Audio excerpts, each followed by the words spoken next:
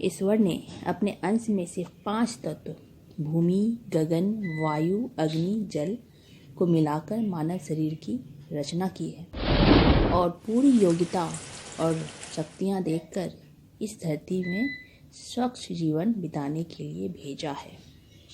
मनुष्य भगवान की सबसे सुंदर कृति है। आइए देखते हैं ये पंचतत्व क्या है।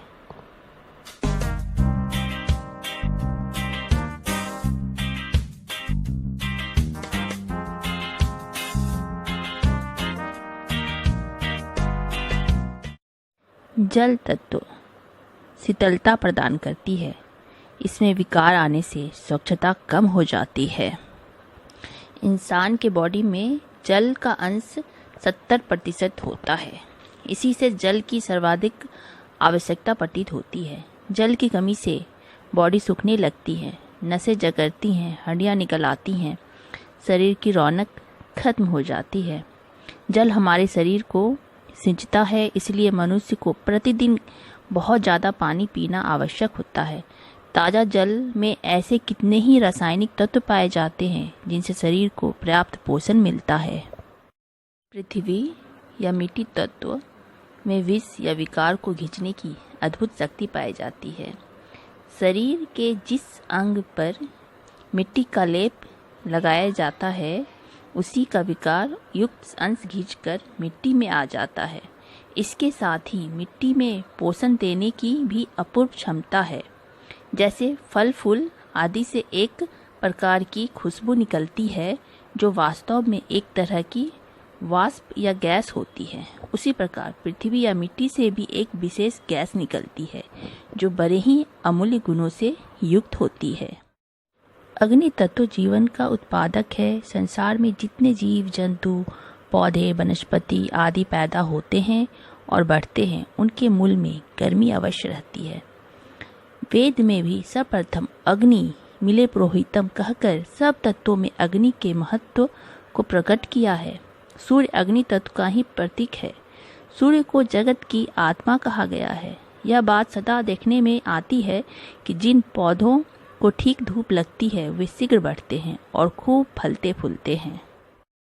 आकाश तत्व इतना अधिक सूक्ष्म है कि उसका अनुभव साधारण रीति से तो क्या बड़े बड़े यंत्रों द्वारा भी नहीं हो सकता, पर कार्य रूप से उसका परिचय मिलता है। हम जितने भी शब्द सुनते हैं वे आकाश तत्व के द्वारा ही हमारे पास पहुंचते हैं। यदि यह तत्व न होता तो हम कोई भी आवाज़ नहीं सुन पाते। पूरे तत्व में वायु ही सूक्ष्म है और इसलिए इसका प्रभाव भी बहुत जल्द होता है।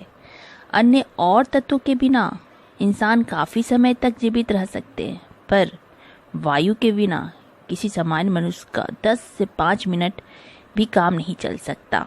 इसलिए वायु को प्राण माना गया है और इसलिए जीवन की निर्भरता प्राण वायु पर ही मानी गई है। और मनुष्य के मरने के बाद ये तत्व प्रकृति में विलीन हो जाते हैं। इन पंचतत्व के परिणाम और क्रम ठीक रहने से ही स्वस्थ अवस्था कायम रहती है और इनमें गड़बड़ी हो जाने से परिणाम घट बढ़ जाने, रोग पैदा हो जाते हैं। जो निरोग रहना चाहते हैं, स्वास्थ्य को कायम रखने और बीमारी को दूर करने की अभिलाषी हैं, उन्हें अपने विचारों को सदा ऊंचा उठाकर रखना चाहिए। पाप की वासना, गंदगी, निराशा, ईर्ष्या, द्वेष, चिंता आदि के हीन विचारों को त्याग कर आशा, उत्साह, पुरुषार्थ, साहस, दृढ़ता, प्रेम, पवित्रता के विचारों से अपने मन को ओतप्रोत रखें। अगर कभी किसी रोग का आक्रमण हो जाए तो उससे तनिक भी न घबराकर इस बात का दृढ़ विश्वास रखें कि हम इसको बहुत शीघ्र मार भगाएंगे। स्वस्थ रहने की अवस्था में यही विश्वास रखें कि हम कभी बीमार नहीं हो सकते। इस प्रकार के विचार शरीर को स्वस्थ रखने में बड़ी सहायता करती है। पंच तत्व को समझे और उसका हमेशा सम्मान करें, क्योंकि इसी से हमारा शरीर बना है। Please subscribe my channel. Thank you. Have a nice day.